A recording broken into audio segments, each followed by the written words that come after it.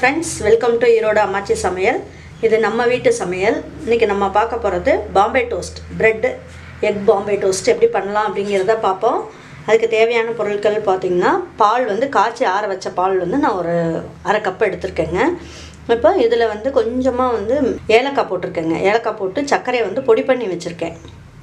ஒரு 2 ஏலக்காய் மட்டும் போட்டேன் இதில். அப்புறம் அதே அளவுக்கு 2 முட்டை எடுத்துக்கங்க.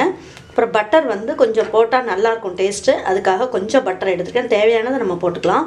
அப்புறம் நெய் பார்த்திங்கன்னா ஒரு 2 ஸ்பூன் எடுத்துக்கலாங்க. இப்போ இதை நம்ம எப்படி செய்யலாம் அப்படின்னு பார்ப்போம். இதுக்கு ஒரு 6 ஸ்லைஸ் ப்ரெட் எடுத்திருக்கேன் நான்.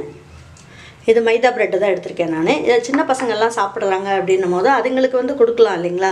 நமக்கு வந்து வேணும் அப்படின்னு நினச்சிங்கன்னா வீட் ப்ரெட் வாங்கி நம்ம செஞ்சுக்கலாங்க. இது சின்ன பசங்களுக்கு கொடுக்குறதுனால நம்ம இந்த மைதா ப்ரெட்டை எடுத்துக்கலாங்க. பாருங்கள், இப்போ வந்து பால் ஒரு அரை கப் எடுத்துக்கிறேன். சுகர் தேவையான அளவுக்கு எடுத்துக்கலாம். முட்டை 2 முட்டை போட்டுக்கலாம்.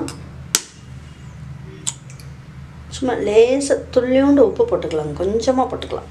இதை நல்லா அடிச்சுக்கலாம். அப்படி நல்லா கலக்கி விட்டுறலாம். உங்களுக்கு இன்னும் கொஞ்சம் சுகர் வேணும்னு தோணுச்சுன்னா கொஞ்சம் போட்டுக்கலாங்க.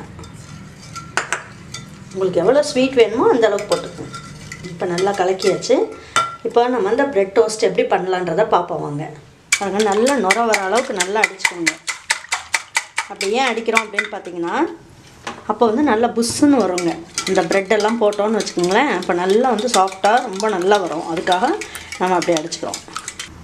பட்டரும் போட்டு கொடுக்கலாங்க. பசங்க தானே சாப்பிட போதுங்க, அதனால் வந்து பட்டர் போட்டுக்கலாம். ஸ்டவ்வை நல்லா ஸ்லோ பண்ணிடுங்க. ஏன்னா முட்டையெல்லாம் போட்டிருக்கிறதுனால சீக்கிரமாக கருகிரும். ஏன்னா அதில் சர்க்கரையும் இருக்குது. அதனால் இப்படி நல்லா நனைச்சிருங்க.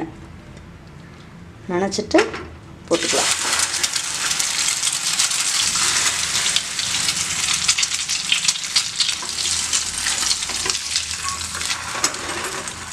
கொஞ்சம் அப்படியே மேலால் கூட ஊற்றி விடலாங்க, நல்லாயிருக்கும்.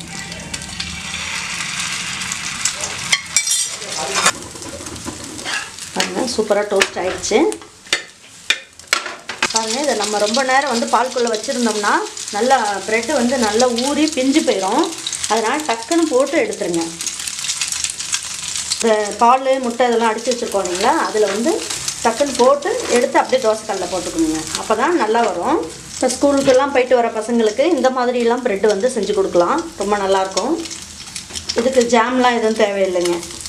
பாருங்கள், சூப்பரான பாம்பே டோஸ்ட் ரெடி ஆகிடுச்சு. இதே மாதிரி நீங்கள் வீட்டில் வந்து நான் சொன்ன மாதிரி செஞ்சு பார்த்தீங்கன்னா சூப்பராக வருங்க.